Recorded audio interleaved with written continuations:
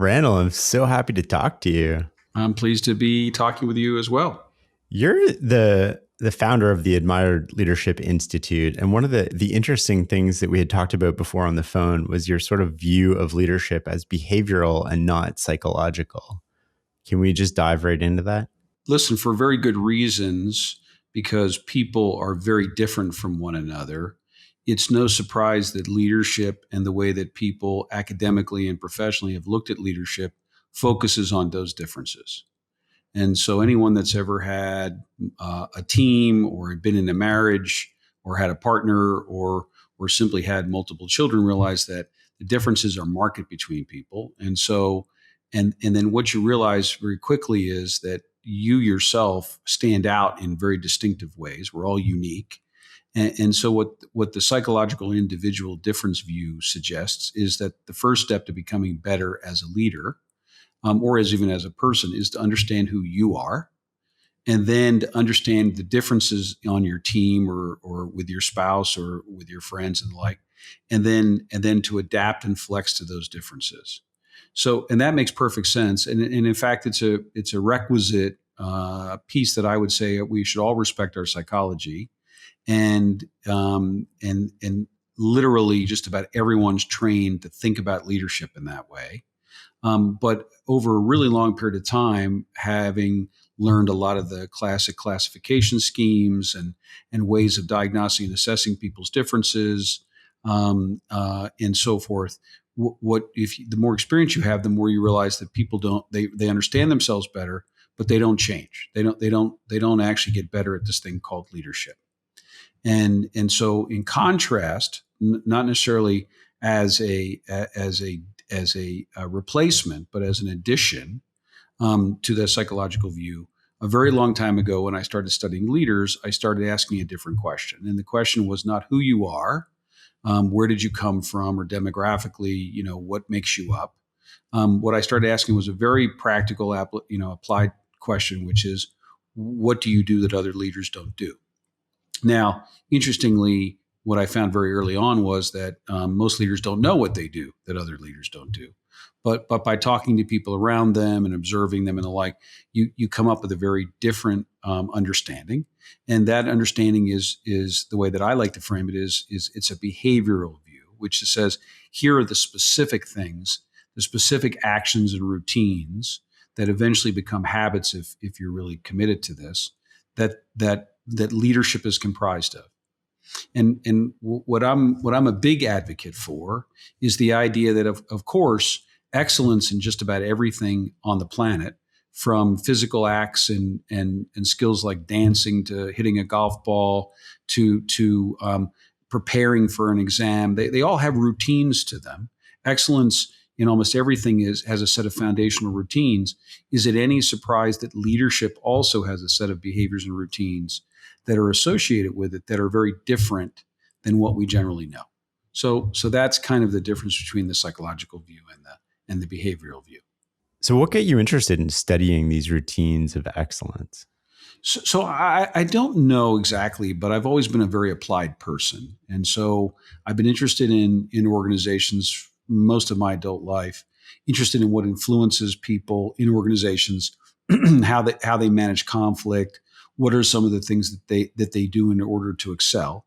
And I first started studying conflict in groups as an academic. And then I got very interested in this idea of leadership, because it was very obvious that we had a lot of very deeply embedded assumptions about what leaders are and who they are and whether they're innate or whether they're developed, and how they emerge in ongoing group conversation and the like. And so that fascination just turned into a lifelong commitment to study leaders. And of course, if you're going to study leaders, you want to study the best of them. And so the first very question was, who are the best leaders? By what definition are you defining best? And so I came up with a kind of an interesting view on that. And then lo and behold, I started collecting lots and lots of data in order to understand how I could teach other leaders how to be better than they are right now. How did you define the best leaders, and what is leadership? Maybe just so we're all operating with a common understanding for this conversation. Yeah, wow. I mean, what a loaded question, because it's imbued with so many charged assumptions, if you will. So dozens of definitions of leadership and leaders, but after reading all that literature for years and years, and working with people um, for as many decades as I have, I've landed on a really simple idea that I think is fairly self evident. What leaders do is they make situations and people better. That at the essence of end of the day, and the essence of what they do is they strategically, practically engage in some level of message, decision, action, routine, but also some level of symbolism sometimes that actually moves people to be different. So when you offer an individual that is feeling grief comfort, you're leading. When you help a group that's experiencing lots of conflict to de-escalate that conflict, even though you're not the team leader, but you're doing things like you interject humor, you're leading. So leadership can happen any place. It happens anytime someone makes the choice to make the situation or the people better. It doesn't always work, just like anything else that we do. Sometimes it actually can blow up in your face. You can make a choice that actually makes things worse. I'm always amazed that that people can, no matter what, you can always make the situation worse by your choices. But the object is your intentions are to make things better, not by carrying an ideology or a value, but by actually acting. And so that's the most basic way to think about leadership. And if you think of leadership and you agree with that, at least fundamentally, leadership is about making situations and people better, then the locus of leadership resides in the actual decisions and actions and messages, and not in people. That means anybody can lead at any time, anywhere. Even young children can learn to lead. They don't have to have authority or position or title to do so. And in fact, when you study the best teams across corporates as well as nonprofits and even military, you find that leaders emerge. That basically the best teams are teams of leaders, not a leader that has a team. It's teams of leaders, people leading in different ways all the time. And so to me, that's just fundamental to the very way that we approach the problem or think about the issue of leadership. Was it surprising to you to find that there was so much commonality as you studied sort of the best leaders in terms of their actions? Hugely surprised. Yeah. I mean, again, because I was trained like everyone else, I was trained to look for differences. And once you look for differences, you can find them any place you look. But finding things that are in common that people share is not easy. But now let me say, it's really easy to find the self-evident stuff. It's easy that, good leaders keep their promises. They admit their mistakes. They show themselves to be human. They show up in a crisis. The stuff that's been fairly self-evident, and by the way, it wasn't always self-evident, but in the last 50 years, 100 years, we know a lot of the basics. But to find commonalities, the routines of excellence of leadership, or better said, the routines of leadership excellence, to find those things that we don't know, that aren't as common, that we didn't learn in third grade. That was really hard. And it surprised me when we study really fabulous leaders and we ask that question, what do they do that other people don't do? How quickly you can find certain things. But I'm always surprised of how many leaders who don't know each other have come from different places, different experiences, different generations, and they all do some of the same things that you and I have never been taught to do.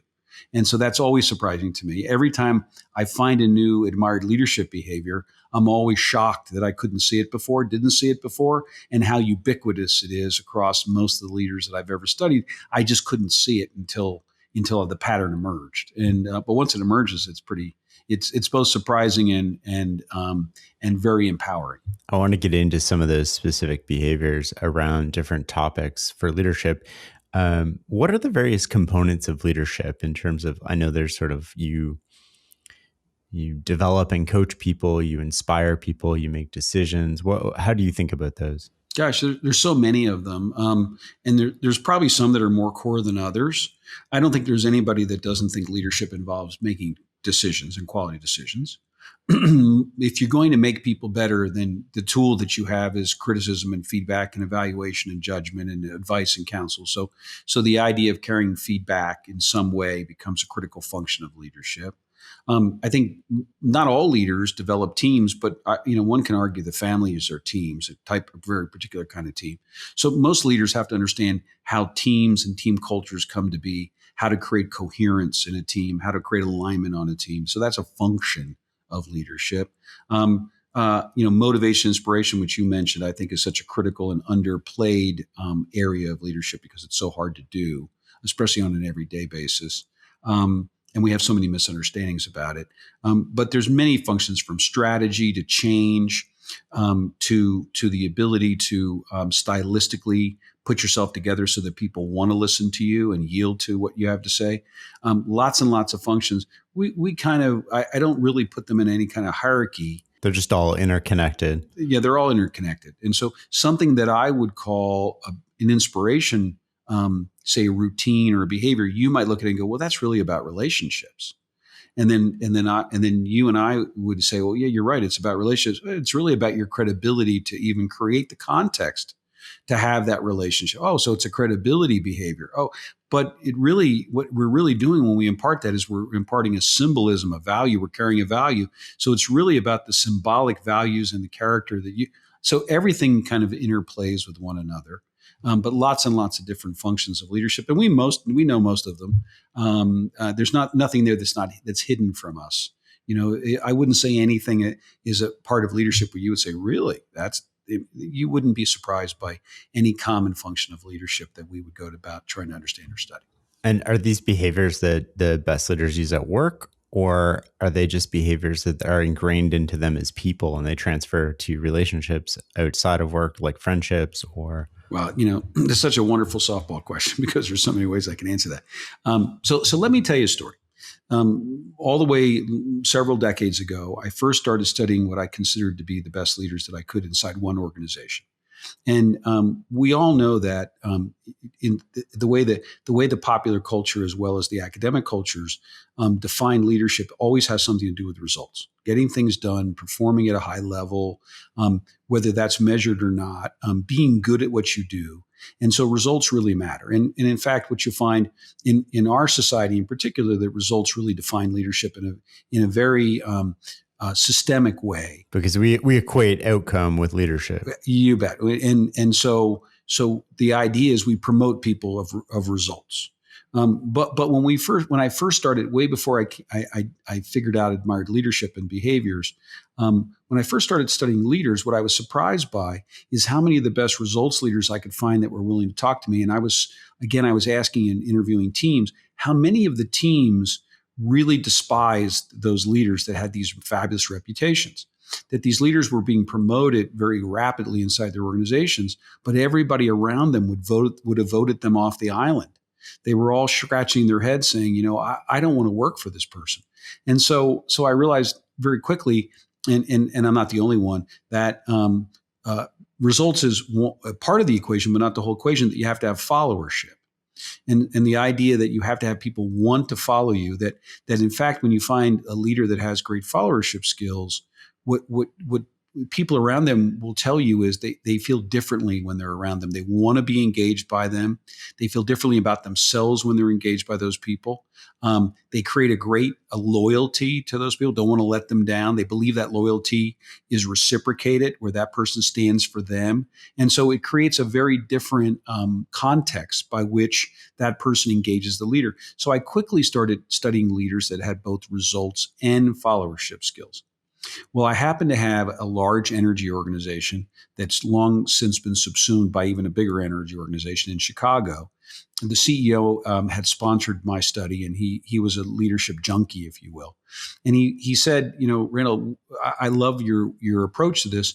I like results. I like followership, and I like finding those leaders. But why don't we just find the leaders inside our organization? Let's do a deep dive on just who are the best leaders in our organization that produce this. And it was way before I came up with the admired word, because what I was just doing is looking for great leaders. And by the way, you can find in a large organization or a small organization, you can find a handful of people that actually outperform everybody else consistently.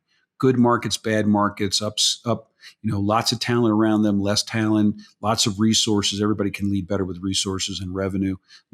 Fewer of those, lots of support from above, less support. There are some people that are able to drive results. So we had our results leaders and we could study them. And then some people that are able to create followership. Wonderful. And so when you find those leaders, people would do anything for them, run into traffic for them, as they say. And so I started finding buckets, but you can find a handful of results leaders and a handful of followership leaders. But to find people that actually have both qualities was what I was after. And when I found my very first one in that organization, the first big organization I had access to do it, what I was shocked by was how often I heard the admired word. It wasn't a word that I used or bandied about. It wasn't even in my lexicon, really. But when I talked to people, they would say, I admire this person for that. I admire the way they do this. I admire that. And that was their friends, their family, everybody. So I started referring to that person as an admired leader. Then I went on the pathway to find more admired leaders. And I found a second admired leader in that organization. Now, the CEO, once I told him of my idea, he was excited. Because I said, listen, I'm looking for admired leaders that have results and followership, that have both qualities, really rare. And he said, when would you like my interview? And he said, my management team is available to you too. And I thought, wow, isn't that fascinating, right? Because of course they thought they were admired. They had risen to the very top of the echelon of this large corporate publicly traded company. And by the way, very skilled. But in fact, I only found two. I found several results leaders, of which there were a few represented on his team, and he'd be categorized that way. And I found a handful of followership leaders, but only two admired leaders. Now, the reason I tell you that is because I've been on the hunt for the rest of my life, since then, to find more admired leaders, as well as thousands of results leaders and thousands of followership leaders, to try to figure out what they do differently. But there was a quality of those first two admired leaders that I thought was an anomaly. I thought, this is just a coincidence. There's nothing here other than the fact that these two leaders have this. And it was this. They were admired by their spouses. They were admired by their friends. They were admired in the places of their worship. They were admired by their neighbors. They were admired in their communities. They were admired by their team. They were admired by the leaders above them. They were admired everywhere they went. So I thought that was an anomaly. But in fact, it's turned out that's the very essence of what it means to be admired. See, because you and I, we've been taught about this individual different psychological view for so long that we believe we have to act differently with different people. And in fact, the best leaders, most admired leaders, do the same thing. They want to operate differently in different situations with different people. But they do something that other leaders generally don't. They believe in a set of core behaviors and routines that they do all the time, that they don't turn on and turn off. And so when you do some of the best behaviors, every place, any place, you become more respected and admired by everybody around you. So isn't it fascinating when you say, does it apply? It applies to everything. So when you find a routine like of making a great decision, it works in your household. It works with your friends. It works in helping your teenager figure out a college. It works with the critical strategic decisions. That if it's really a routine that's common and universal to leadership, leadership is leadership, and it applies in every aspect of your life. So the most amazing privilege that I have is when I work with senior leaders, largely, and I try to make them better. I'm trying to make them better, the whole person better. I'm trying to make them better spouses and better friends and better with their teams and better up and better with their boards and better everywhere. And what's cool is if I can convince them and show them how to put in practice and really become skillful and then masterful of one of these routines, it works everywhere. And if they can bake it into their style, they're automatically foundationally more effective before they start adapting the situations and flexing to people's differences. That's the cool part. That's awesome. I think one of the things that I really appreciated about learning about some of these behaviors, which we're going to dive into right now, is they're also timeless.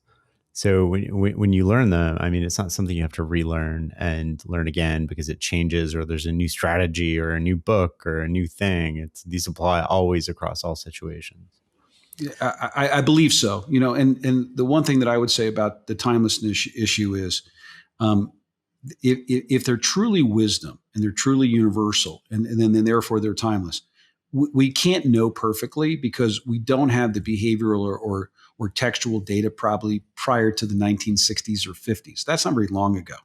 But I'm convinced that, whether it be Susan Anthony or Abraham Lincoln, or you pick a leader that you really, respected in history, I would almost bet everything on the farm that if you went back and you had the behavioral data, you would see that they do all the same things that we've been able to uncover that the best leaders do today. Because when you know how to give feedback in a particular way, it works with everyone, and it always has worked. It's not about our culture right now or technology or any of those things. Let's start with feedback. I mean, everybody needs the right feedback at the right time, but how do we convey that in a way to maximize the impact? So feedback's really difficult because, there's no question that what we say, and mostly when we say it, is pretty contextual. Like, no one would ever be able to come up with a universal that says, always say this in this situation or always do this. And even when the timing of things really is very precise to what's happening, what already happened, what's going to happen, and so forth. So, but when you study really fabulous leaders, what you learn is that the universal of feedback is how they carry messages. So how do they offer criticism? How do they offer feedback? What are some of the things that they do that are very specific? And then you start to learn things that once you hear them, you naturally start to subscribe to a view that says, "Ooh, there's something there. I can do better at that." So that's a really important part. The other piece is when I look to the practical literature of feedback, what you generally get is some useful ideas, without any question, but they don't have that universal applicability where I can practice them and they work all the time. So I don't become very masterful at them. So it's the difference between what I normally call technique and routine. So feedback is the classic area that occurs in, and that is, so let's just say that I subscribe to the idea that I should ask you for permission before for me to give you feedback. Now, I can see the conditions by which that would be a good idea or not a good idea. It speaks to relationships and power and all kinds of things. So I like the behavior. It's a fairly broad piece of advice that's given inside there, but it doesn't work in all situations. There's a lot of cases where you shouldn't ask for permission. There's a lot of cases where you've given people feedback over and over again, they haven't acted on it. There's cases where, in situations you'll find yourself in, where people want to deflect and want to resist the feedback that you want. So asking permission, they'll never find the right time or energy to do that, and the like. And so, listen, I again subscribe to the view that you should want. I'm trying to change your behavior with feedback. It's not just catharsis. So I should want you to be ready to hear it. But asking you for permission can be, a pretty broad thing to do. Now, what happens is people learn that advice, and then it becomes a technique.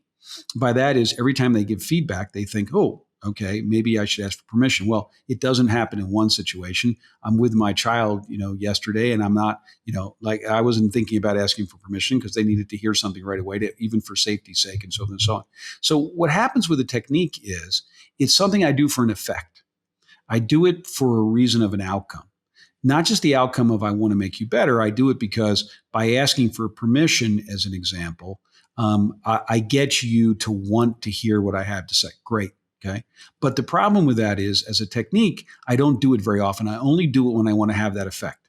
When I need some catharsis, or I need you to stop you from doing something, or you being resistant for me, I don't do it. Okay. Which means that you automatically know it's not my normal way of offering feedback, that I'm only doing something. So it's not typical. But the biggest issue when you do something for technique is you don't do it often enough to become skillful at it. So if I were to actually follow most leaders around who would even tell you they believe in the behavior of asking for permission, most of them don't ask for permission all that often. They might ask for it in a formal review, or they might ask for it in a given spot. So what they're doing is they're doing it because they think they need to have an effect right now, which makes them less skillful and masterful at it. And then more importantly, the person on the other side says, this is not what you normally do. So you're doing something why? You're doing something to have an outcome or manipulate me in some way. So let me put my antennae up and resist this a little bit. So technique gets in our way about everything. Anytime someone gives you a tip or a hack or some level of behavior or action that you would say this, you do this for having an effect. If that's when you do it, it's gonna have a problem for you at some point, even initially or eventually. Now, a routine is something you do because you want to be that person. That's the kind of way that you want to give feedback, as an example. You want to commit to that this is, and so you master it. You do it all the time in all the feedback that you give, and you become masterful at that piece. And you do it on a consistent basis. People come to know it as part of your style, so they don't see it as out of the ordinary. And now you become more and more skillful at it until it's almost second nature and it becomes a habit. So we're after trying to teach leaders how to move things to routine and not do them for the point of technique. And feedback is a classic area. There's a lot of other pieces of advice, not using the word you because that personalizes things, separating ideas and people, all good advice, by the way, but too easy to use as technique and hard to pull off on an ongoing basis.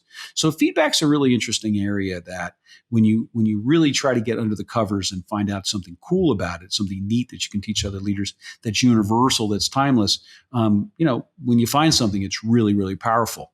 But it can sound like things you already do until you really think about them. So can you get into one? Yeah, give me an example of one of these behaviors. Let's take the idea of balance, the simple balance.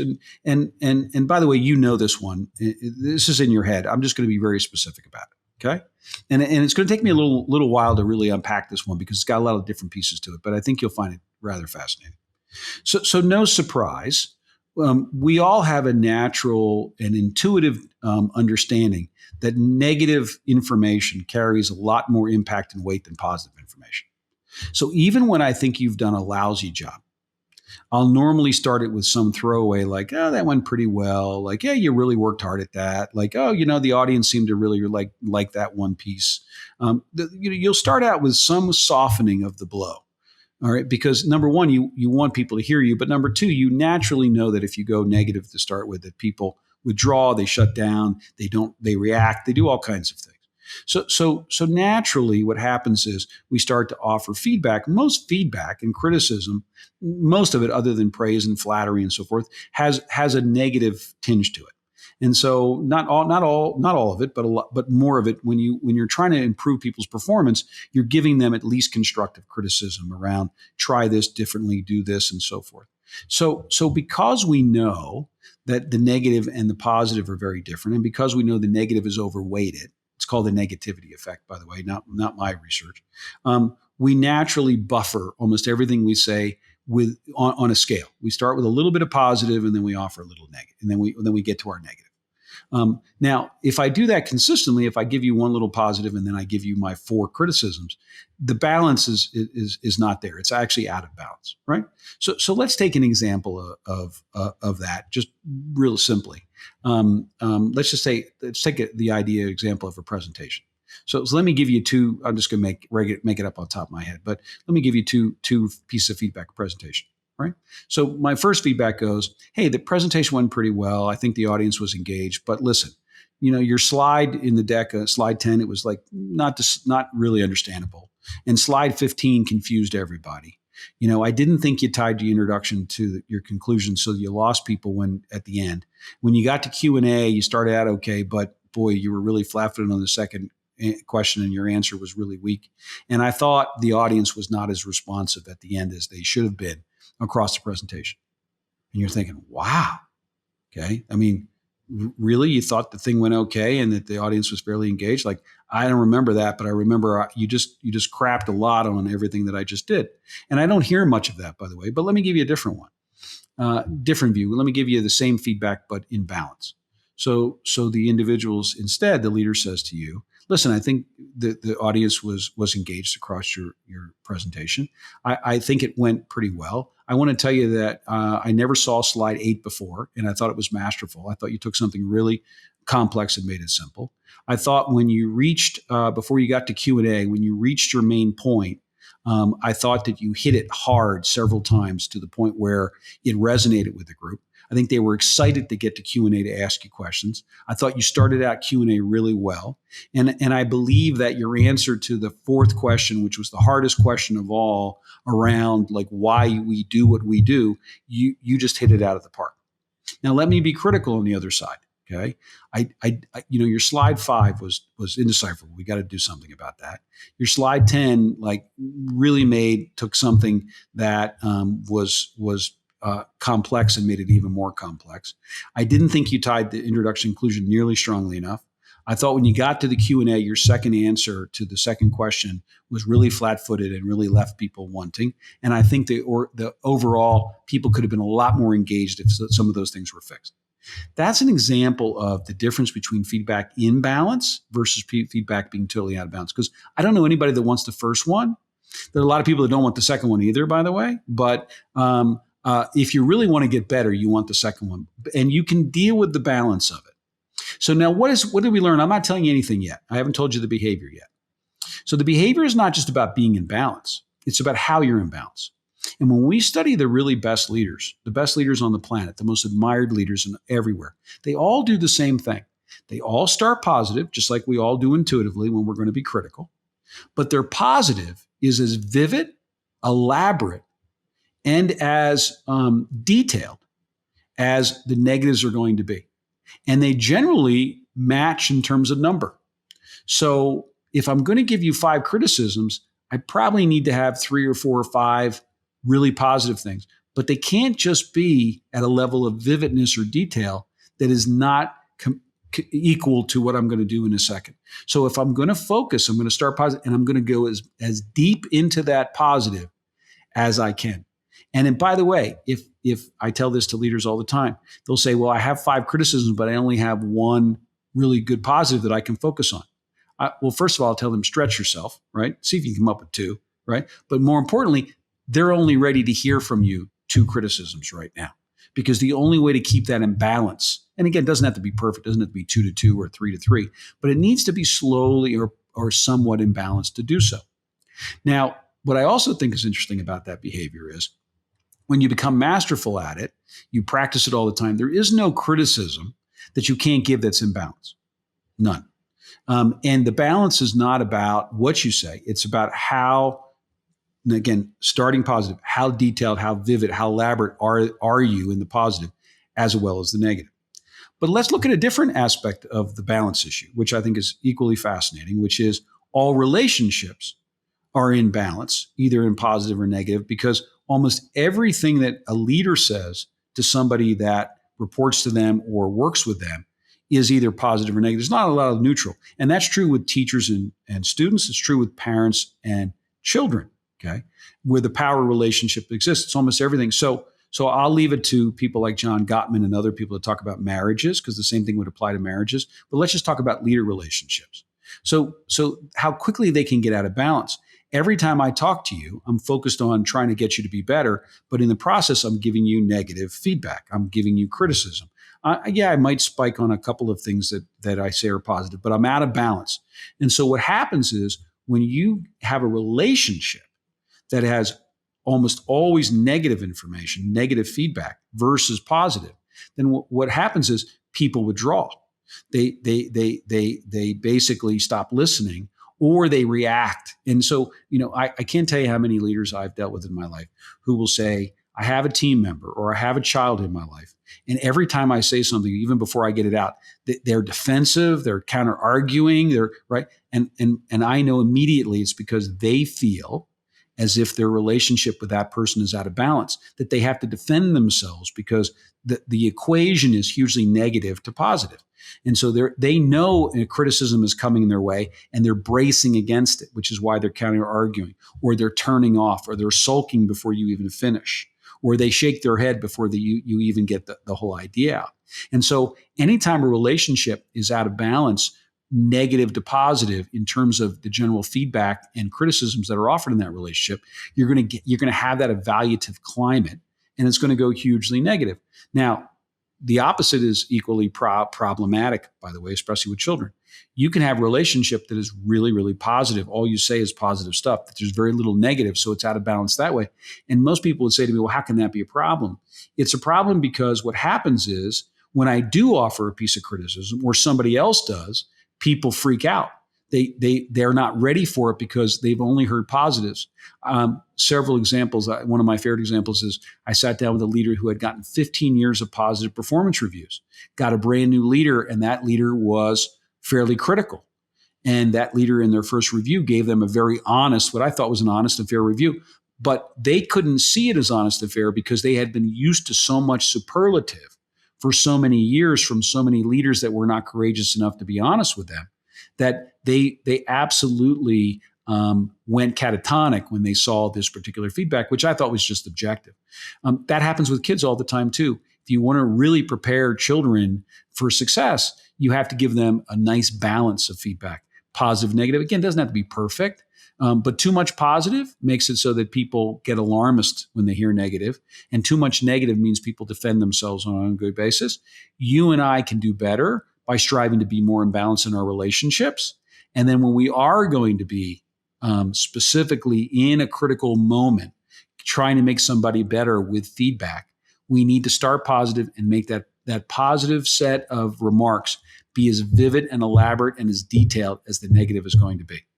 That's a behavior that you'll find that almost everybody that's great at feedback, athletic coaches that are fabulous, dance instructors, leaders we've studied in corporates and the like, they all tend to do it in some form or another. They're in better balance than everybody else, which is why people accept their feedback a lot differently. And so you and I could start doing that better tomorrow. We could look at any of our relationships right now and say, which of my relationships is out of balance? Which ones do I have more negative to positive, more positive to negative? Am I in balance with my marriage? Am I in balance with my kids? Am I in balance with each of my team members? And then we also have the ability then to say, okay, tomorrow I'm going to be preparing to give you some feedback on something that just happened. How do I prepare myself? What are the positives and and how do I describe them vividly? I don't have to rehearse, but let me get ready to be in balance so that I can practice this and make this a natural part of my leadership. That's a behavior that we consider an admired leader of feedback. How do you repair a relationship that's broken? Like, do you go to that person and do you just start with like, hey, I feel like our relationship is broken. I've been like it's out of balance and we need to fix that? Or do you just start to fix it? Yeah, that's a great question. And by the way, that's not a bad strategy. It's what the academic literature is going meta, having a conversation about our conversations and the like. It's not, there's a lot of different things you could do, but if you were in a relationship that was out of balance, you're just it's going to take some time to get it back into balance. Let me give you an example for me that's real and personal. So I had a chief financial officer that I worked with in a very large organization, and they had joined this organization about 6 months before I had started working with them, and they had gotten themselves embroiled in all the lack of performance of this organization. One of the reasons they were brought in was to help turn this thing around, and almost all the metrics, almost everything about this organization was negative. And so almost all the conversations with their peers was also negative. And this person, she was very talented, but almost every conversation, she walked in your office, you knew you were going to get blasted about something that your team and your performance numbers weren't revealing or doing and the like. So people quickly came to both see her negatively as well as avoid her like crazy. So when I first got involved, I looked at it and I thought, wow, I mean, almost by necessity, these relationships are really out of balance, but they don't have to be. So when I started offering some simple advice, and really the advice is so simple, it kind of shocking. I said, we need to balance these relationships, but not in that conversation. Those negative conversations are going to be negative conversations, but we need to start having other conversations where the conversations are in balance. So that advice, which I think would work pretty well with most people, it goes like this. I needed her to start having conversations around the talent that she saw in teams and where it was good and what was going on with them personally and learning more about them and stopping in their offices and simply showing them something that she had just gotten excited about. And she needed to start having some normal conversations that were not negative, focused on anybody's results or metrics in a way that created the conversations in better balance, not perfectly, whatever else. And as soon as she did that, about 3 months after that, the relationship started to evolve and become more productive. So even conversations from one to another can be a balance or not balance. But your strategy of talking about it first and talking about we're out of balance, that I know I've been more critical. But by the way, people with high standards that really care deeply about other people sometimes are very critical people, even censorious. And so it's not easy for them, even if they admit that they're overly critical, to stop being so and stop being evaluative. I can't tell you how many parents that I've talked to that they think they're being loving, and what, from an outside point of view, all I hear is like, wow, your child is just getting, just dumped on over and over again. And they would say, well, but that's what the world is like. That's the only thing that's going to make them better. And I agree, but it's not about not dumping on them. It's about being in balance. And so sometimes you just have to take the time to say, let's have other conversations that are so positive, that are focused on that it equals out and creates an equilibrium for the feedback. Because once you're in an evaluative climate, it is really hard on both parties. The one party feels as if they have to defend themselves, and the other party is frustrated that everything they say is misinterpreted. And it's a problem. By the way, great sign when somebody tells you, like, do I do anything right? Is it ever good enough for you? I mean, that's such a great sign that they believe they're in an evaluative place with you. And you have to fix that. And if you don't fix it, it has long-term consequences on the relationship for sure. One thing I want to talk about with feedback is when we talked on the phone last, you had mentioned that there's certain types of leaders that just naturally don't give positive feedback because they have different, you mentioned the standards that they have for themselves, and sort of like they don't want to say something because it seems inauthentic, right? Like they don't want to just find something. It needs to be like really amazing. Do you want to talk to me a little bit about that? Yeah, well, praise is tough for some people because they don't personally need it. So go back to the individual difference piece. I don't need it, so why would I give it to you? But the most common reason that I find that leaders don't give praise is because they have really high standards. That when they say excellence, they really want people to do excellent work. They withhold that. They watch people seek their approval to get that praise, and that makes them feel powerful a little bit, makes them feel a little bit more as if they're having the influence they want. And so that even encourages them to withhold it more. I've been around very few leaders who get too much praise from the people above them in almost any organization. Now, you will see that I think it was Einstein that wrote the quote, can't wait for us to get over this praise so I can get back to my work. People that are super dedicated to achievement will oftentimes tell you that they don't need praise because their intrinsic motivation is so powerful and so strong that the external kind of praise, approval, recognition doesn't have much impact on them. But for the most part, most of us want more praise than we get. And leaders are stingy about it because either they don't need it or because their standards, especially results-based leaders, their standards are such where they want people to strive and get to excellence before they offer something positive. And by the way, once you're out of the habit of praise, it's really hard to get back into the habit of praise, which is probably why Ken Blanchard's old book, The 1 Minute Manager, was so powerful in the 60s and 70s because it's such an important piece of leadership. But praise is just one box of offering feedback, and it's an important box. But most leaders don't offer it nearly as much. You gave me one tip when we were talking to sort of like as a means to get better at that, which was the third party praise. So don't praise directly. Do you want to expand on that just for a second? Yeah. Well, first of all, Gene, no tips, right? Only no techniques. Yeah. One behavior. So here's what we know. We know that most leaders are praise stingy, but when you study the best leaders, they're not any less praise stingy. Again, the best leaders are really results focused, and they have a tremendous investment in around excellence and achievement, which is one of the things that makes them fabulous leaders. So, but if you talk to even the most admired leaders and their teams, you'll find their teams go, this person doesn't offer near the amount of recognition, approval, or praise that I would prefer. But when you go deeper than that, what you find is they have committed themselves to a routine that actually has more impact, which is third-party compliments or praise, which is to say, when somebody does something really excellent, or they see excellence any place. If they can, I want them to tell the party directly. But when they can't, or if they're not comfortable, the object is to always tell a third party. Now, why is third party praise so powerful? So number one, I made you look good in front of somebody else. That's always a good thing. Number two, there's no buts in that praise. In other words, high standard people will always have a but. Like, that was a great presentation, but right, you could do this better. There's no but if you're telling a third party. But the real power in third party compliment or third party praise is that I perceive a higher level of sincerity about it. If you didn't really believe it, would you actually tell a third party? And by the way, it's time release vitamin, right? It's going to come back to me. It might come back to me tomorrow, might come back to me 3 weeks from now, might come back to me in 2 months from now. But that person that third party that I've shared that praise to will actually mention it at some point. And you will see the sincerity, the view that you really think that I did excellent or I was excellent in that given context, go straight to the roof, because that's the power of third-party praise. And we can all create a routine out of third-party praise in a much more powerful way, in a more consistent way.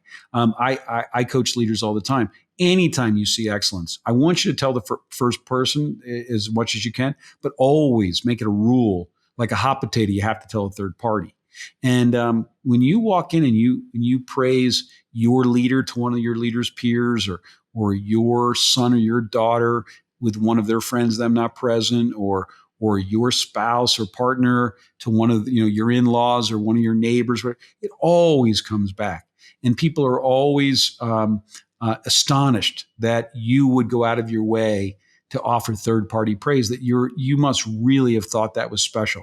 And you can get to a place where it's not just a tip or a technique. You can do it all the time. And stylistically, it's how you give feedback. It's part of your routines, right? You bet. Let's talk about elevating performance, which is sort of what are the behaviors that we can use to improve the performance of others and sort of like maintain and their focus and. Yeah, listen, there's lots of, again, you wouldn't think performance could be a universal, like performance is very specific to the job, to the task, to the organization, and the like. But in fact, when you study the best leaders and you try to make sense of how some of them drive or elevate a higher level of performance, that a lot of them do some of the very similar things to one another. And so we've identified 25, 30 different behaviors of how the best leaders elevate performance. And some of them are anything but common sense. And some of those behaviors, I think, are really simple to do, but they're not intuitive, right? So let's take the idea of priority. Because I think that's a really interesting one. It's just not intuitive to me to distinguish between issues of, say, objectives or goals or outcomes or KPIs or OKRs, if you're into that jargon, and so or the idea of a priority. So what's the difference, right? Well, it's just long term, short term, and it's level of specificity. A priority is something that's shifting all the time. It basically says it's my focus right now. It's maybe my highest focus. It's never my day job if it's truly a priority, because that's an ongoing commitment. But there's always something that I should have as a higher focus of my attention, my time, my energy, and that I'm more fully engaged on. What we have found is over and over again that when you get people's priorities right on the short term, a lot of the longer term goals and issues take care of themselves. So that you'll find that you'll get higher results if priorities are set. But in fact, what most leaders do is the opposite. They're very, very clear, maybe even too clear because there's too many of them, of all the critical success factors and the objectives and the long-term goals and the target goals and the stretch goals and everything else. And they're not nearly as focused on the short-term priority that everyone's focusing on right now. One of the reasons they're not is because it's hard, in one sense, because you have to constantly calibrate and recalibrate people's priorities. You got to be checking with them all the time, asking them, what's your focus right now? What are you really spending your time on? Where's your energy? What's the most important thing this week, or even today? And then when you listen to them, to be able to help calibrate them to say that really is important, but isn't this more important, or isn't this of a higher focus? And what you find is when teams or individuals have their priorities right, lots of other things happen in a really good way. My view is, that every single person in your leadership life should have a priority right now. And if they don't, your job as a leader is to make sure that they have that priority. And by sometimes starting with yourself, because good leaders always start with themselves, to say, here's what I'm focused on right now. This is my priority. How about yours? And then if they hear a response that is of a smaller priority or a less priority, then let's talk about it. That surprises me a little. Why is that such a high focus for you? Isn't this more important, and the like? And listen, every parent should be doing that with kids. Every team leader should be doing it with a team. Every CEO should be doing it with their business heads. Everybody should have direct priorities going on today, tomorrow, next week. Most priorities don't last for more than a couple of weeks, and we should be recalibrating them and calibrating them all the time. The best leaders do that. They do that in round robins. They do that in staff meetings. They do that in conversations. They're constantly asking people and sharing their own priorities, and then asking people to think about, is this a higher use of their time, and refocusing people's efforts. And that has a bigger impact on long-term results than does making clarity around multiple outcomes and metrics. Can you make that real, like you did with the other example for the behavior? I had a teenager once. I mean, he's older now, but I had a teenager once. And I remember distinctly him coming home, and I said to him one day, "What's your priority this week?" And he said he was a lacrosse player, and he was looking forward to a particular game. He said, "It's the big game on Friday. That's my priority. I'm working out. I'm practicing. I'm really focused." And I said, "Oh, that's great." I said, "As far as I remember, your calculus exam is like 50% of your grade is on Friday's exam." And he said, "Yeah." And I said, "I think that's a lot higher priority. And let me make something clear to you. If we don't do well on that exam, we're not prepared. You're not even going to play in the lacrosse game, right? I mean, that's a much higher priority." That's a simple, fun one for me, but it makes the point. Sometimes people have self-interest that holds something up higher that in fact misses the point. Too many times they don't have priorities. But I'll give you another example, which I think is more concrete than that. In an organization that I'm in, I've recently asked a senior leader, of all the things going on with their team, what is the highest priority? What are they really focused on? And he gave me a much longer range piece. And I said, well, short term, what is it? So the long-term goal was around, of course, achieving certain kinds of outcomes and process redesign.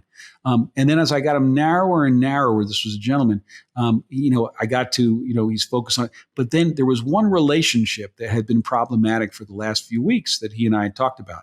And I said, isn't this relationship, without you resolving the conflict in that relationship, isn't everything else a little bit dysfunctional? And he agreed. And I said, shouldn't that be your highest priority?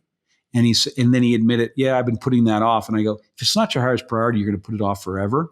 You need to make it a priority in the next couple of days to sit down, air this out, and try to at least manage this conflict as best you can. He agreed, called me a few days later and said, oh my goodness gracious. He goes, well, what's my next priority after that? I said, no, only you can decide that. Right. And by the way, but you got to have one. And I'm happy to be a sounding board to say that doesn't sound right to me. Sounds like with what I know, there's something else that should be a high priority. That would be an example for me. Well, what are some, as you were saying that, what are some of the questions that you ask when you go in to sort of calibrate where you are with a particular leader? So I want to know from their own point of view what they consider to be their signature strengths and weaknesses. I want to know what they consider both, and they'll always ask me, you mean as a leader? And I go, no, as a human being, right? Because to me, they're all the same thing. Okay, if you're impatient as a leader, you're impatient as a spouse and as a parent. And if you're somebody that's decisive, you're decisive everywhere. So I've never seen anyone take any strength and turn it on and turn it off. They have it just about everywhere. So I want to know from their perception. I often want to know whoever knows them best in the world, whether that be a partner or spouse, like what do they think the strengths and weaknesses are? I'm amazed at how many people will go, that's a really good question. Like, I don't know that. Well, they should. Okay. And then I'll normally ask them, well, what would your leaders, what would they say your greatest strength and weakness is? Because I'm learning a couple of things. I'm learning that really what are some of the things that are helping them achieve outcomes, as well as things in their way. But I'm also learning how self-aware they are. I'm learning whether when I go talk to that manager, how where's the gap between what they told me and what the manager is going to tell me, and so forth, and the like. And I'm also learning a little bit about, are they able to articulate and be as detailed on the negative as they are on the positive? Because that's a sign of self-awareness too. A lot of people can really get specific around their positives, but then gloss over their negatives, which means they're not operating on their negatives. So that's one of the things that I ask. I ask many different things, but that's probably, if you told me I only had 20 minutes with somebody and I can only explore one topic, more than knowing their work history and the size of their team and who's doing what and whatever and what I want to know what their self-perception is around their strengths and weaknesses and how other people they perceive seeing them. But by the way, one of my favorite questions of all time that I ask everybody is, when you first meet people for the first time, like, what do they get wrong about you? Like, what do they misperceive about you? What do they overestimate about you, underestimate about you? Like, what do they just get wrong? And by the way, it takes self-awareness in order to answer that question. And I eventually come to learn whether that was accurate or not. And that tells me an awful lot about that leader. So that's a really important piece for me. I'm trying to figure out, who people are by knowing how aware they are of themselves and what they think are the greatest strengths and weaknesses that they have. That's probably the primary piece that I'm after. Well, I want to get back to some of these behaviors in a second, but a brief sort of tangent here. What is the hardest behavior that you teach or offer to transfer to others? Yeah, I'm not sure there is one. I mean, because a lot's going to come down to how committed and passionate you are to change that thing. Sometimes that's going to be a function of whether you've gotten a lot of resistance or you haven't been very effectual in that area and so forth. But I would turn your question around to say, why are some people coachable and other people not coachable in any given behavior? And what my experience is, some people like themselves too much. They aren't open to making change because they like the outcomes they're getting. They've been very successful. When they look in the mirror, they like what they see. By the way, most of those people get almost all their advice and counsel in that same mirror. They are very comfortable with the kinds of responses and reactions they get. They're good enough. And so when I come to them and say we should probably work on X or you want to change Y, their response is yeah, and they'll dabble at it, but they won't really be committed to it. And so I find that this whole issue of ego, of vanity, of success, of being comfortable, of being good enough is as big an impediment. And that makes it true of any behavior that I'm trying to teach them or show them or get them to do differently. And some people have just been rewarded by the wrong things. They've drawn the wrong lessons from good outcomes. They think a classic example with a lot of organizational leaders is they've been harsh, stern people, and people generally perform at a high level for them, and they think it's because of their harshness and sternness that's why they've gotten there. That's the lesson they've learned. When in fact, I can prove to them empirically that it's actually in spite of their harshness and sternness, that they would even get even more out of people if they varied that style in different ways. But they've learned that lesson and they're not going to give it up because they've been that successful on that particular style trajectory for a really long time. A lot of this seems unsustainable, right? I remember working in a large organization before, and what I noticed was this common pattern of stories. And the stories were, I came into this team, I cleaned it up, and then I left, right? Because you don't stay in these teams very long. You get promoted, you sort of move on to a new job. But the next person would always come in and tell the exact same story. Yeah, no surprise.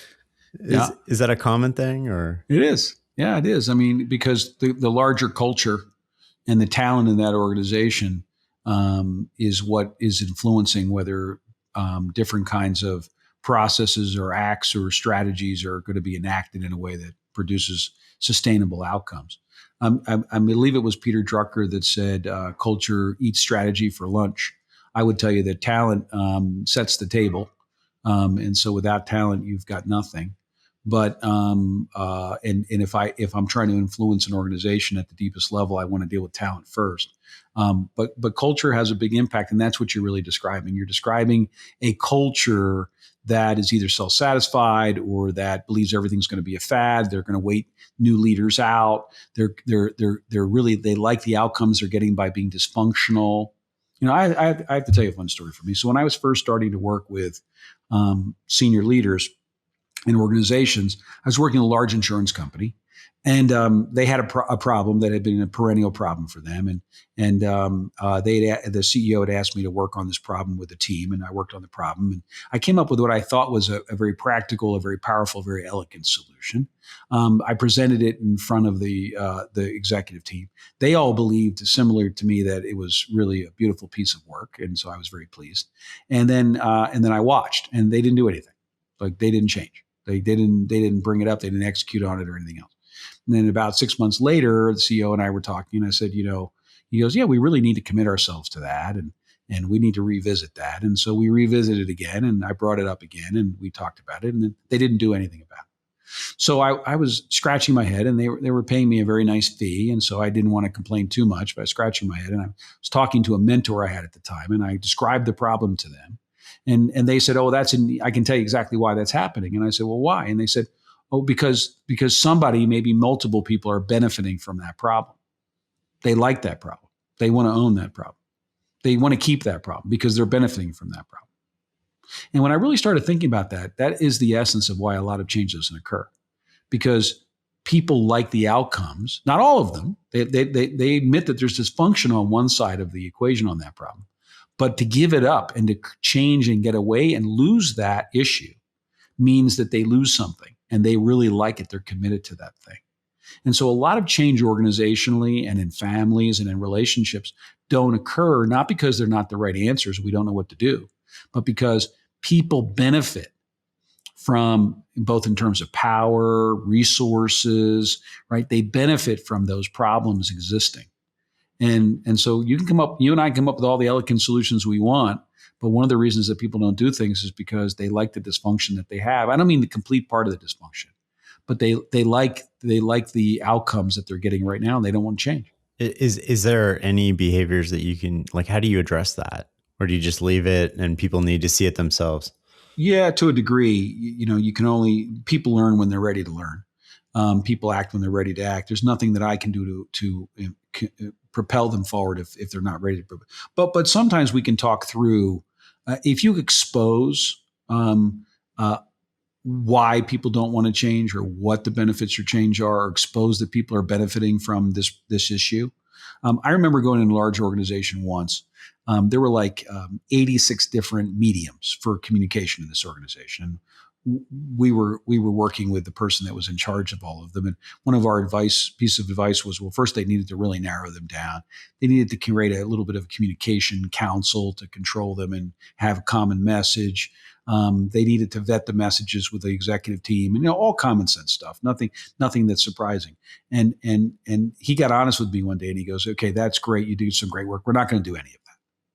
And I said, well, what do you mean? He goes, if I do what you're suggesting, the communication in this organization will get tremendously better, but I won't control it. It won't come from me. It'll come from lots of other people. And right now, our messages are powerful because I'm basically the editor. I'm the one that controls all 86 mediums. And so you're right, but you're wrong. And so I'm not going to do anything. We're going to keep it exactly the way it is, because if I move in any direction, that's a great example of this idea that I benefit from this problem. And so I'm going to keep this problem the way it is. People want to stay in power. They want to stay in control. They want to have influence. They want to be paid as much as they can get paid. And so they do things that are not just self-interested, but they do things that are in the interest of maintaining those things, even when it's not obvious. And a lot of times that's just subconscious too, right? Like they're not. Yeah, sometimes. Yeah. Yeah, sometimes. Let's talk about some of the behaviors that we can use to inspire others. Do you have a favorite one? Well, can I talk about Fanness first? Yeah. Can we get into that? Yeah. So inspiration, motivation. I know of very few leaders who think they're too inspirational or too motivational. So, and it's such a big part of leadership. It's such a big part of being a great parent and a great team leader, a great CEO, a great anything, a great instructor, being able to inspire and motivate people. Now, let's talk about the difference between those two things first. So motivation is generally, not by my definition academically, thought to be any action that compels other action. So when a leader does something that makes it so that you do something differently, then I've motivated you to do that different thing. So that motivation is a compulsion to do things. So it's an action that compels action. Inspiration is lighting the fire itself. It's inspiring you to want to do better, to do different things, to achieve and to excel. And so it's just a larger term. Almost everything that is inspirational to some degree is motivational. Not all motivational things are inspirational. So for example, I might offer you a disincentive. That is, if you don't do something, I'm going to give you the cold shoulder. I'm going to not talk to you. I'm going to act out of sorts. Now that may motivate you to do what I've asked you to do, but it doesn't inspire you. It doesn't light your fire in any way. In fact, you're just complying, and you're being motivated to this thing in order to avoid my distaste, my pain that I'm giving you by giving you the cold shoulder, right? Not all things motivational, inspirational, but most things that are inspirational are actually motivational to some degree. But I don't bandy the terms about, because I use them kind of fluidly, because I want leaders to be both light the fire as well as to get people to act, both, right? Now, we have a lot of good things in our head, but it all comes from that psychological view. It all comes from individual difference. And those things are really, a lot of them, very compelling. So, we know that, what motivates one person, inspires one person, isn't what inspires somebody else. That I give one person high standards, a really big challenge, a high bar, a swift kick in the butt, some fiery rhetoric, and it motivates them to do more.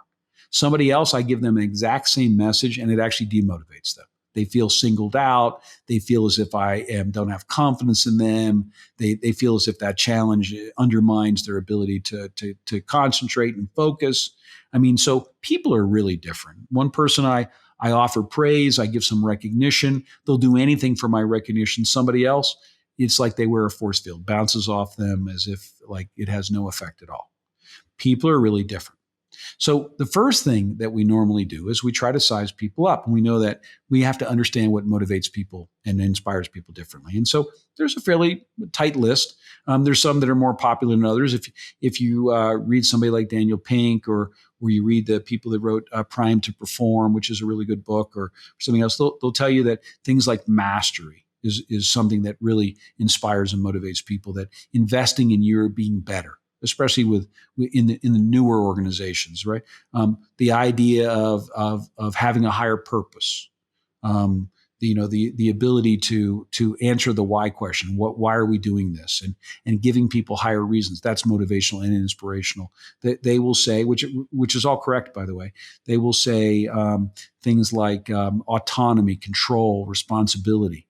Right? That giving people more autonomy, more control is very inspirational. Although those are very different things, because I'll tell you that there are some people don't really care about the higher purpose. Some people aren't trying to master anything, and other people that will, for the most part, if you give them responsibility, they will run from it. So even though they would say that those are things that more contemporary leaders need to invest in, and I agree 100%, people are really different. Now, let's add to that list. We know that incentives play a big role, especially organizationally, in motivating and inspiring people. So, and incentives can be not just be compensation, that can be affection and time and resources and knowledge. There's lots of ways to incent people.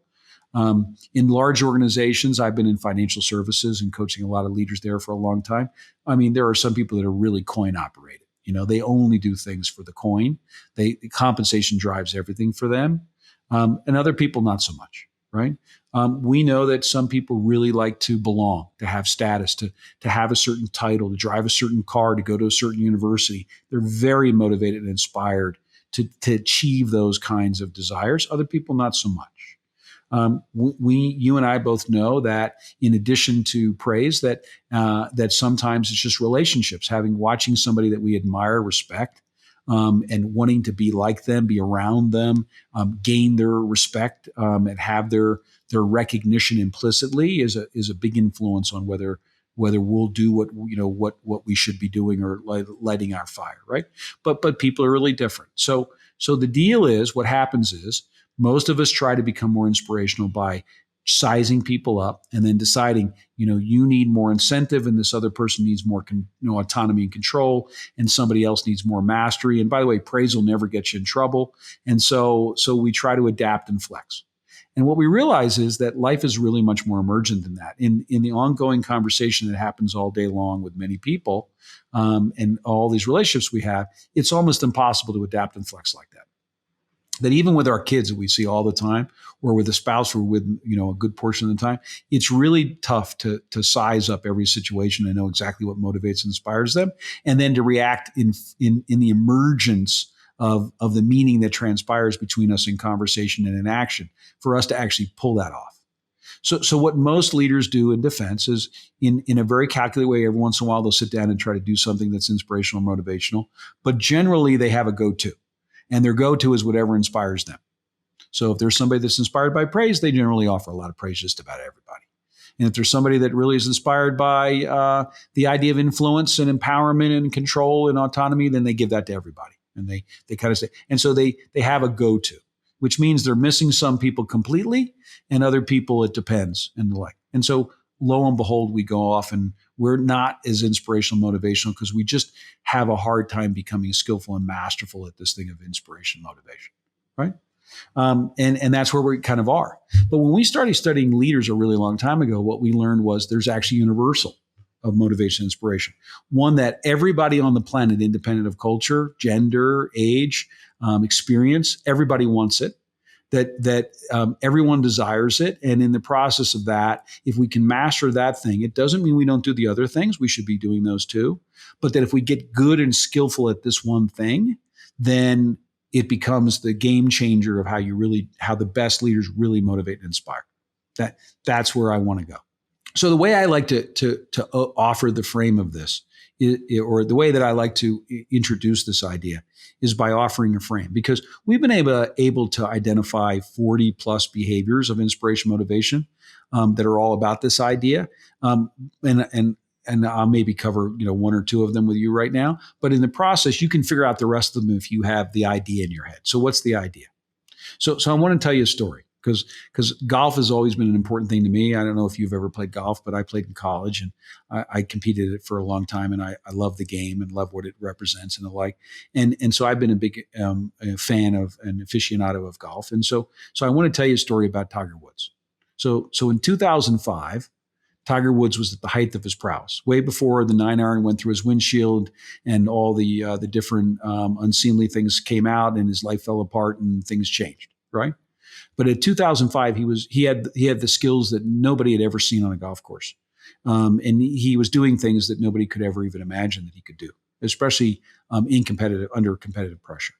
And so in that particular spring of 2005, he's at Augusta. He's playing in the Masters golf tournament, something we all know about that, unless we don't watch television. And one of the majors of golf. It's the fourth round, last round, the final round, and he's on the 16th hole. He's got a 1-shot lead. It's par 3 over some water, okay? And he's hit his shot, okay, right on what's considered the collar of the fairway in the rough, which means there's 2 or 3 or 4 inches of rough right behind where the ball is sitting, and then there's clipped grass. So that means that when the club face comes through the ball, it has to cut across that high grass first, which takes spin off the golf ball and is very difficult to hit the golf ball squarely in that regard. It's a very difficult golf shot, in any shot, much less in that particular moment. And the broadcasters, you can watch this on YouTube if you like, the broadcasters who are commentating are talking about how difficult a shot this is, how if he tries to get tricky and get it close to the hole, it's liable to drift off into the bunker, that this is really something that is very, very hard to do. And so Tiger Woods, though, height of his prowess, does something that most people can't do. He and his caddy pick out a spot about 20 feet away, the size of a dime, and he is able to take the club back steep enough and in a way where he's able to put spin on a shot in that particular spot.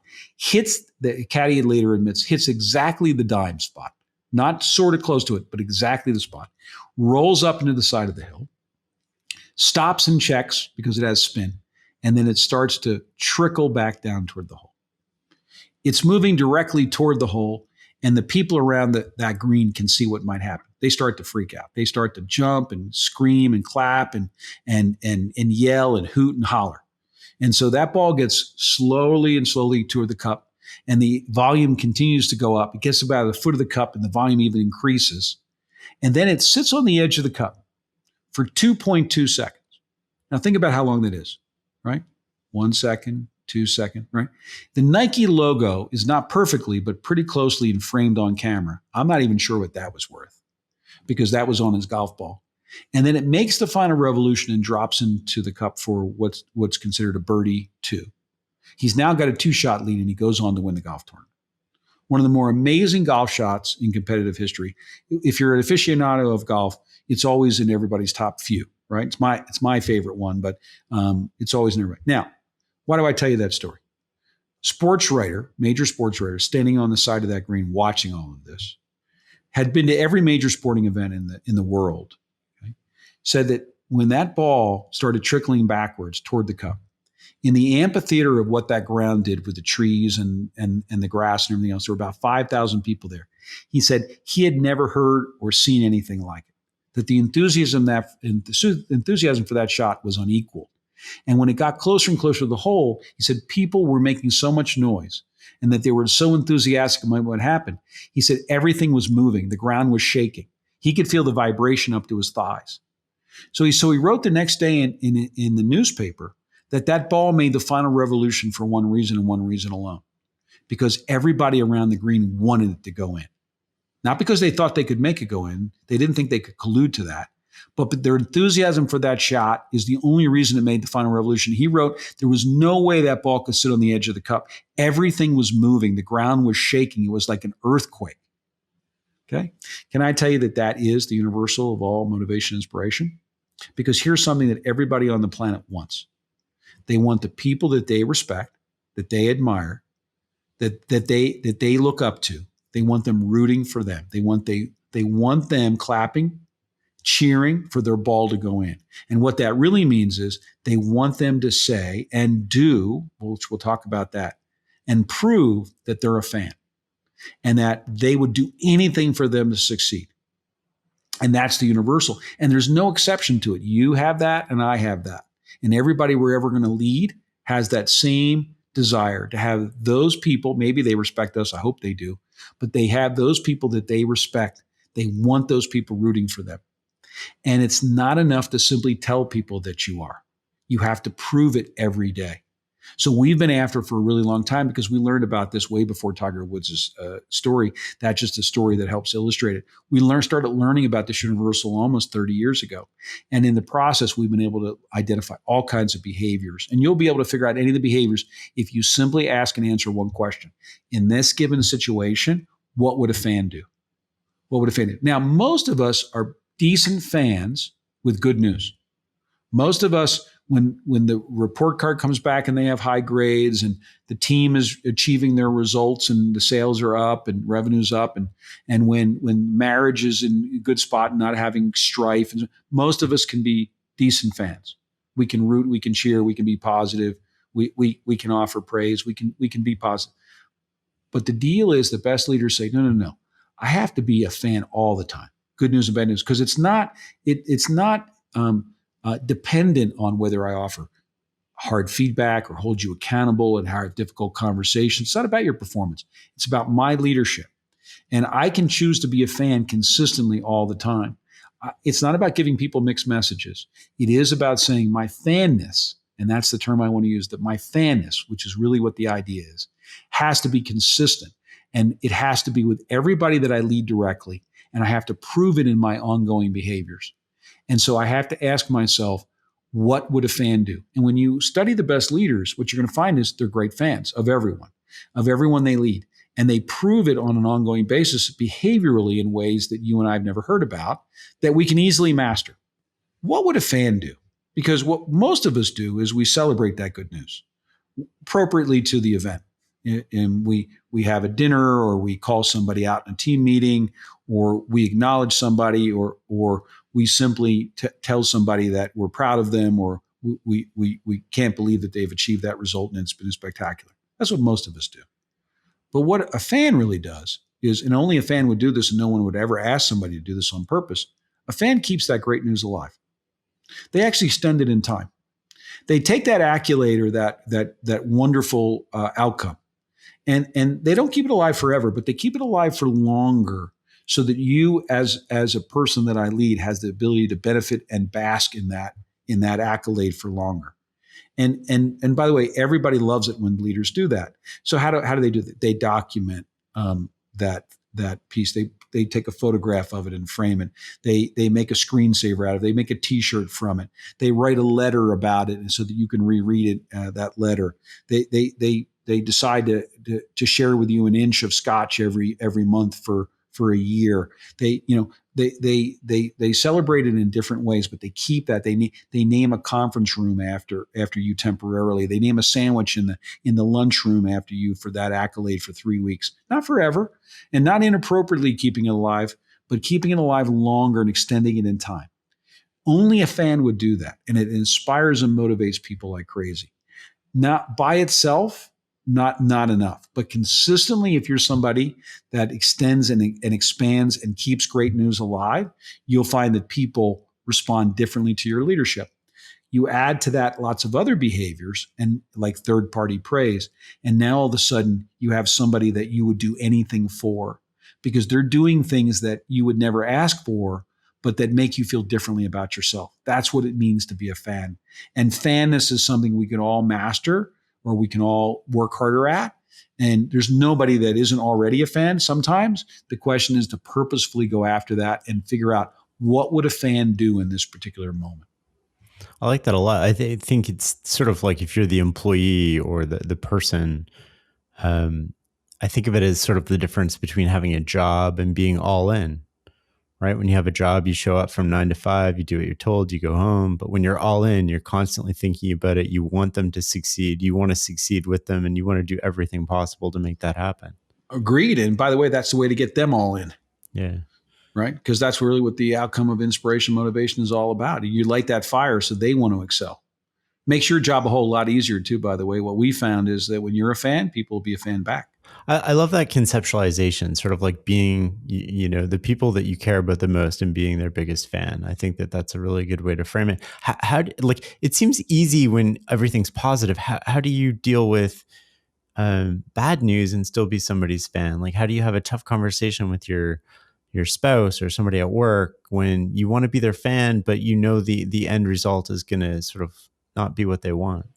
Yeah, you're not being a fan in that moment. I mean, you're being a fan generally in the sense of, if I look at the composite of our relationship, is the composite, the tenor of our relationship, is it one where you're a fan of mine? Can I tell by all your behaviors? That doesn't mean that you're trying to be a fan when you give me hard feedback, or that when you're holding me accountable, or when my performance has really been in the basement and you have to have that conversation with me. I know of very few people that can be a fan when we're having those conversations. But the question is, at the end of those conversations, where is it that I can feel about our relationship, and what's the composite? Do I feel your fanness most of the time? So I would just have to tell you that, again, leadership has different functions. Being inspirational, motivational, as an example, is a really important function, but it's not all of leadership. If the only thing you were was inspirational, but you couldn't make great decisions, you couldn't hold me accountable, you couldn't elevate my performance, you didn't offer me good feedback so I could get better, you weren't able to establish a connective relationship with me, well, then your inspiration motivation is not horrible, but it's not enough. What I find is the opposite, though, that more leaders are better at making decisions and offering feedback and elevating performance, but a lot of them are really have shortcomings when it comes to inspiring and motivating because they just don't know what to do. But this is what to do. They can instantly become better fans of people and ask the question, what would a fan do? What I think is the harder question is, well, what happens if you're somebody that reports to me and I don't like you? Your personality or your style, you're just hard to work with, or you're arrogant or you're petulant or whatever else. And if I had my druthers, you wouldn't be on my team, but I've inherited you. I can't get rid of you. It wouldn't be good for you or for me. You produce great results, but I mean, a fan, I don't even like you. Like, what do I do about that? And the answer is you have to find different behaviors. You have to find different things to celebrate. You have to do it in different ways because your job as a leader is to inspire and motivate everybody. It isn't just to selectively decide who you like and who you don't like and inspire only them. I mean, heaven forbids if we did that, we'd have some inspired children and others never inspired, right? Because, like if you've ever had a teenager, that's not a simple thing to go through and always be a fan, but that's your job. Your job as a leader, and it's kind of thankless and it requires a lot of creativity and thought, but that's the job. And some of us are better at the job and more committed to the job than others, and that's the point. The point is even with the people we don't like or identify with or feel comfortable with, we still have to figure out a way to show Fanness. We'll actually show it differently. Easier to introduce somebody than create a different kind of conversation to somebody that isn't as comfortable to you. But you might say to me, well, listen, I don't want to even be around those people.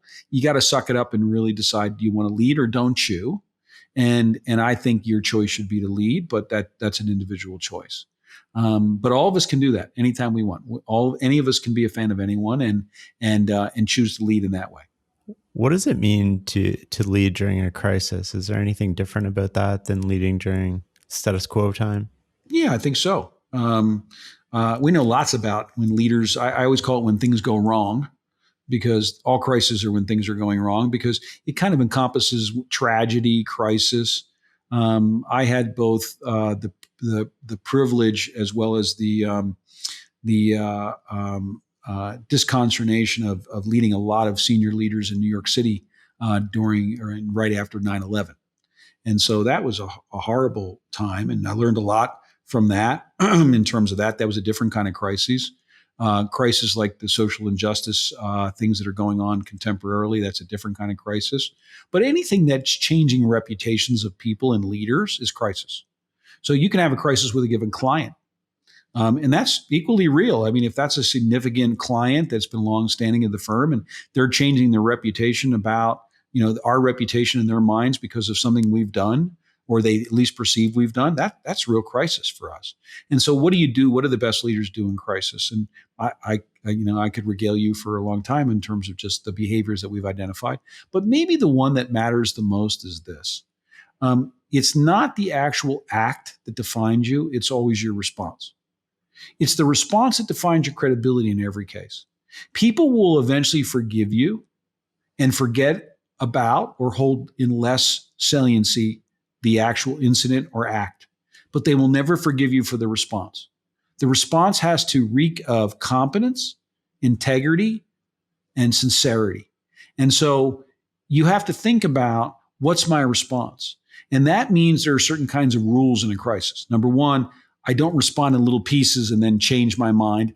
I wait until I get the facts and then I respond as quickly as I can, right? That I do so in a transparent way, that I do so from a set of values and character, that I respond in a way that that I think produces remedy, that isn't just apology, but produces remedy. There's a lot of things in the response, but I always tell everybody, write this down in like your notebook, and when you have a crisis, like remember it. It's your response that defines who you really are in other people's eyes. It's not the incident. As bad as the incident is, you get fired for the lying, for the cover up, for the response. You don't lose your career or your marriage for the actual thing very often. You lose it for the response. And if your response is consistent with who you've always been and who you really are, people will forgive you for the incident. And so you are always the larger context. But, so Paul Bear Bryant, the old Alabama football coach, had a sign over his desk for years and years that I love. I have a little picture of it in one of my notebooks. It says, don't try to hide behind anything or anybody. They're going to find you anyway. And what that means to me is the truth always comes out. Okay. And so your response needs to reek of that truth early on. I don't want to find out later that you knew more than you told me, that you weren't as forthcoming as you should have been, and the like. That's what I have see over and over again. And once I don't trust your response, or I don't believe in the integrity response, I can never trust you again. That I can forgive you for an incident. I can give you for the event. I can forgive you for X, but it's the response that defines who we are and what we are as leaders. And to me, that's the most important one of all to keep in mind. It's not a behavior per se. It's many different behaviors that make up the response. And there's standards inside, but it's the thing that I think of most when I work with leaders and think about crisis. I love that. I do that with my kids now, which is when I sort of catch them lying or I think they're lying, I sort of say, like, your choice right now is going to make this better or worse. It's sort of like just indication that you can dig this hole a lot deeper, or you can sort of like tell me the truth now, and it's going to be a lot easier. I love that. What lessons have you tried to teach your kids, and not just behaviors, but what lessons have you tried to teach them from not only your exposure to a world of amazing people who've accomplished so much, but sort of like all of your learnings about leadership. Yeah, it's interesting. I have one son. He's older now. He's in his late 20s, and he's a different kind of kid. He's very independent. He's somebody that needs to be self sufficient. So I didn't have the failure to launch problem that a lot of other people have. He's very creative. He's wickedly smart. But that also means he's a handful, right? He was a handful growing up, and he's still a handful. And the like. But the thing that I think that you leave your kids more than anything else is not just the lessons you learn, but the values you hold.